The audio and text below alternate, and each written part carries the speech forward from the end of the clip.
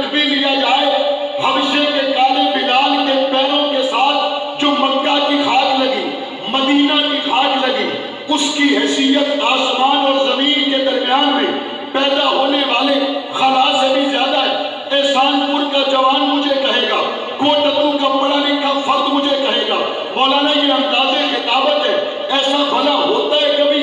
میں نے کہا مجھے چھوڑ دو، کوٹتو اور ملتان کے لوگوں کو چھوڑ دو، سلطان الاولیاء کے شہر کو چھوڑ دو، گولڑا اور سلطان باہو اور سیال شریف کو چھوڑ دو، آؤ سفر کر کے چلتے ہیں پیرانے پیر عبد القادر جیلانی کے پاس، اور عبد القادر جیلانی کو جا کے پوچھتے ہیں بتائیے نا اے عبد القادر جیلانی، آپ کو اللہ نے جو مقام دیا، جو مرتبہ دیا، جو عزت دی، جو عظمت دی، آپ اگر اس کا موازنہ کریں تو کیا اس پوری عبادت، ریاضت اور مرتبہ کے بعد آپ کا مقام اور رتبہ محمد کریم کے صحابہ سے بڑھ گیا؟ تو عبد القادر جیلانی جس جیسی بڑی گدی آج ملتان میں کوئی نہیں، عبد القادر جیلانی جس سے بڑا تقوی آج سندھ کراچی اور سندھ کراچی اور ملتان سے لے کر اسلام آباد اور پورے پاکستان تو کیا بر صغیر پاک و ہند میں اور کسی کے پاس یہ رتبہ، مقام اور عظمت نہیں ہے۔ عبد القادر جیلانی سے پوچھو، بتانا عبد القادر جیلانی، اس پائے کا تو بزرگ ہے، اس پائے کا ولی ہے، اس پائے کا اللہ کا قریب دوست ہے، تیرا اور صحابی کا تناسب دیکھنا ہو، مقام کا اندازہ کرنا ہو تو بتائیے نا آپ کیا کہتے ہیں؟ عبد القادر جیلانی کہتے ہیں میری ساری عبادت ایک طرف، میرے سارے سجدے ایک طرف، میری نمازیں ایک طرف، میرے مجاہدات ایک طرف، بس عبد القادر کے جنت میں جانے کے لیے یہ کافی ہے۔ عبد القادر راستے میں بیٹھا ہو، محمد کے غلام معاویہ کی سواری گزر جائے اور معاویہ کی سواری کے پیروں سے اٹھنے والی مٹی عبد القادر کے بدن پہ پڑ جائے تو میرے لیے جنت واجب ہے۔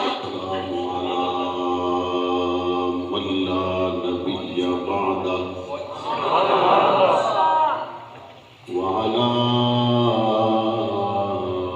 آله وأصحابه ومن تبعهم أجمعين.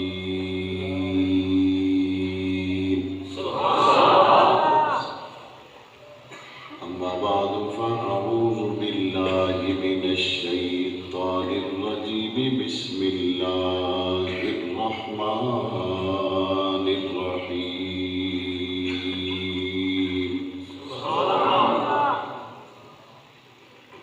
إنما يريد الله ليذهب عنكم الرجس أهل البيت ويطهركم تطهيرا.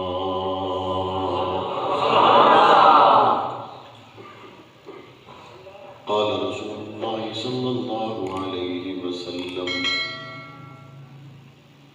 أرحم أمتي بأمتي أبو بكر، وأشدهم في أمر الله عمر، وأصدقهم حياء عثمان، وأقظاهم علي رضي الله عنهم، أو كما قال عليه الصلاة والسلام: صدق الله العظيم وصدق رسوله النبي الكريم، ونحن على ذلك لمن الشاهدين والشاكرين، والحمد لله رب العالمين.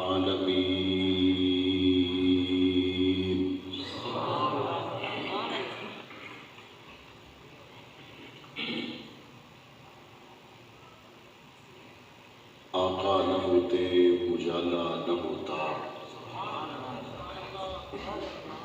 آقا نہ ہوتے اجالا نہ ہوتا، یوں دنیا میں انسان کا بول بالا نہ ہوتا. بعد الرسل دو جہاں میں یوں صدیق کا رتبہ اعلیٰ نہ ہوتا. دریائے نیل کو نہ ملتی روانی، دجلہ سے حافظ پیالہ نہ ہوتا. جوتی کا عرشوں پہ جاتا نہ کھٹکا، جوتی کا عرشوں پہ جاتا نہ کھٹکا، جو ذیشان حبشے کا کالا نہ ہوتا۔ ظلمت نہ چھٹتی سویرا نہ ہوتا، ظلمت نہ چھٹتی سویرا نہ ہوتا، صدیقی اگر کملی والا نہ ہوتا۔ واجب الاحترام حضرات علماء کرام، بزرگان دین، نوجوانان اہل سنت، شکر گزار ہوں منتظمین جلسہ کا، جنہوں نے آج پھر مجھے ان لوگوں سے ملوا دیا جنہوں نے آنکھوں سے میرے والد کو دیکھا۔ شکر گزار ہوں منتظمین جلسہ کا، جنہوں نے مجھے ان لوگوں سے ملوایا جنہوں نے ہر طرح کے حالات سے گزرنے کے باوجود لمحہ بھر کے لیے بھی صدیق کے دروازے کو چھوڑا تو نہیں۔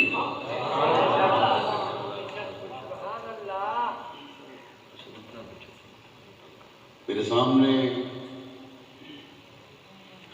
آپ کو جس لمحے میں دیکھ رہا ہوں، کبھی تو آپ کے وہ جذبات میرے دل و دماغ میں تازہ ہوتے ہیں جب آپ ہی قریباً 20 سال پہلے کوٹدو کی سرزمین پر علامہ اعظم طارق شہید رحمۃ اللہ علیہ کی قیادت میں صحابہ صحابہ صحابہ کہتے ہوئے نظر آ رہے تھے۔ درمیان میں اگر میں تفصیل کے ساتھ ان واقعات کو یکے بعد دیگرے جو میرے اور آپ کے ساتھ پیش آئے ان کا ذکر کروں تو سارا وقت انہی واقعات کو گننے میں گزر جائے گا، سنانے کا وقت ابھی باقی رہے گا۔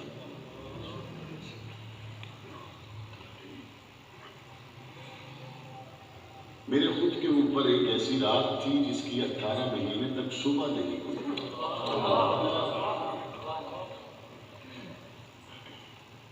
اور جب صبح ہوئی تو میرا سر فخر سے بلند تھا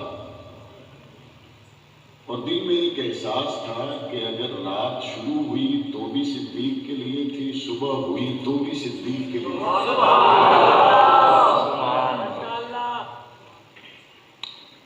31 جولائی کو جب 18 مہینے کی طویل رات مکمل کرنے کے بعد میں باہر آیا، ابھی میں اپنے والدہ سے نہیں ملا تھا، اپنے بہن بھائیوں سے نہیں ملا تھا، قائد اہل سنت اور دیگر علماء کرام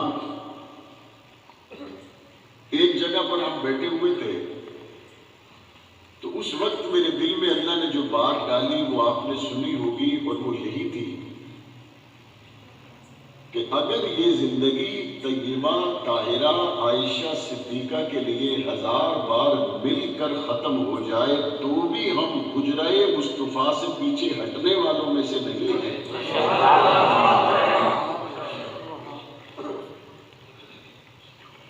بہت سے وہ لوگ جو ہم میں آج موجود نہیں، مجھے ان کے جانے کا غم اس لیے نہیں ہے کہ ان کی آخری سانس میں بھی صدیق تھے، اور بہت سے لوگ جو آج موجود ہیں ان کی ہر دھڑکن میں بھی صحابہ اور اہل بیت ہیں، اور بعض دوست بھی یہاں پہ آئے ہوں گے، مہمان بھی یہاں پہ آئے ہوں گے۔ میں ان مہمانوں اور دوستوں سے صرف یہ کہنا چاہتا ہوں، اکھا نال ویک نہیں لیا، اے بندے پیچھے ہٹن والے ہین کوئی نہ۔ حبشے کا کالا بلال تو بڑی دور کی بات ہے، مدینے کی وہ کھجور جس کا رنگ کالا ہے، اس کی گٹلی کے اوپر آنے والی جھلی کی بھی کوئی گستاخی کرے گا چیر کے رکھ دے گا۔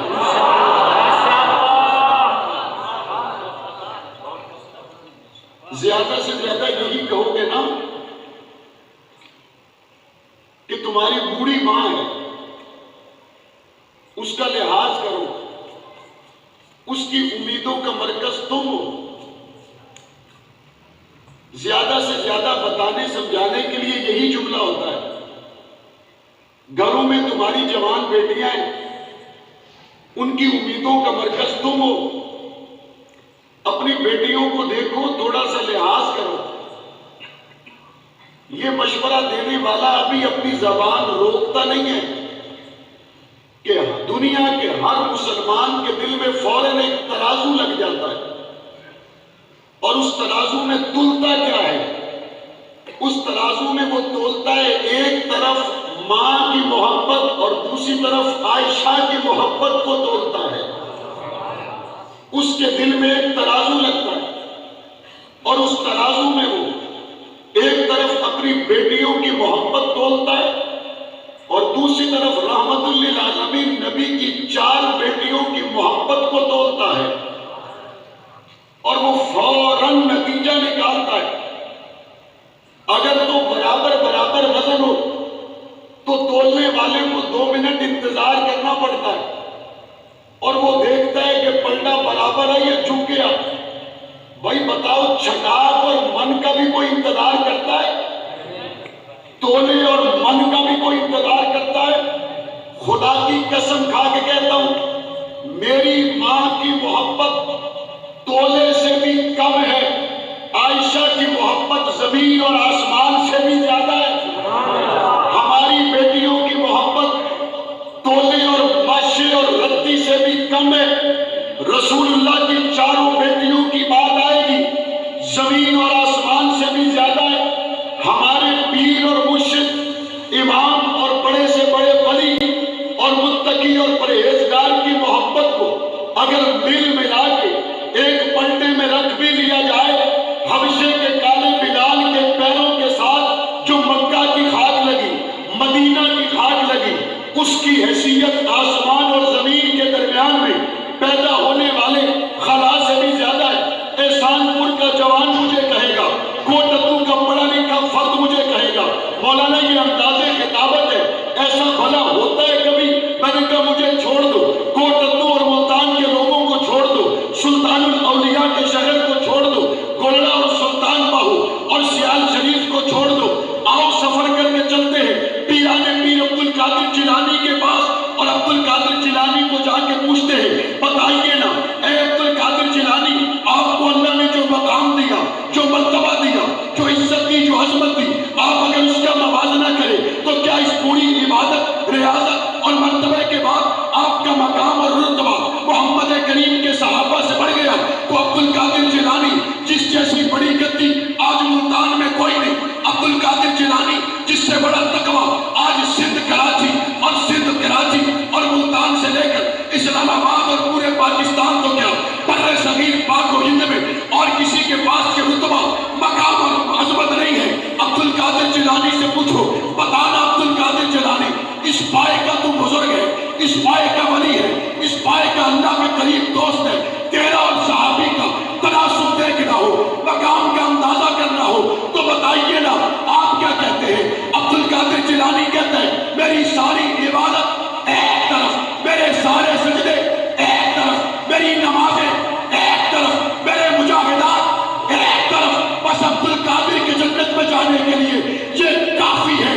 عبد القادر راستے میں بیٹھا ہو، محمد کے غلام معاویہ کی سواری گزر جائے اور معاویہ کی سواری کے پیروں سے اٹھنے والی مٹی عبد القادر کے بدن پہ پڑ جائے تو میرے لیے جنت واجب ہو جاتی ہے.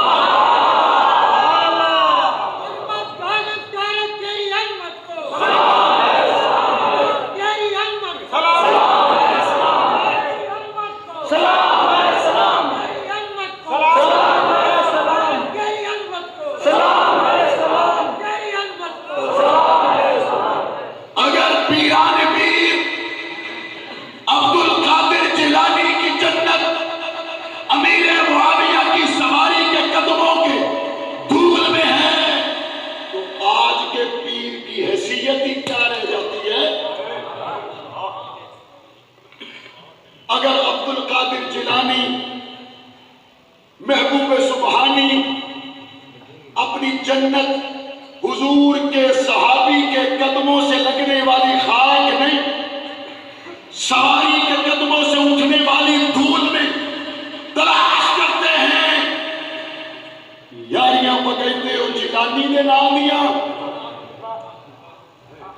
یاری کے نام ہی پکتی ہے جاری محبوب سبحانی پیران پیر عبد القادر جیلانی کے نام پر، اور پیران پیر عبد القادر جیلانی کی جنت حضرت معاویہ کی سواری سے اٹھنے والی دھول کے اندر ہے۔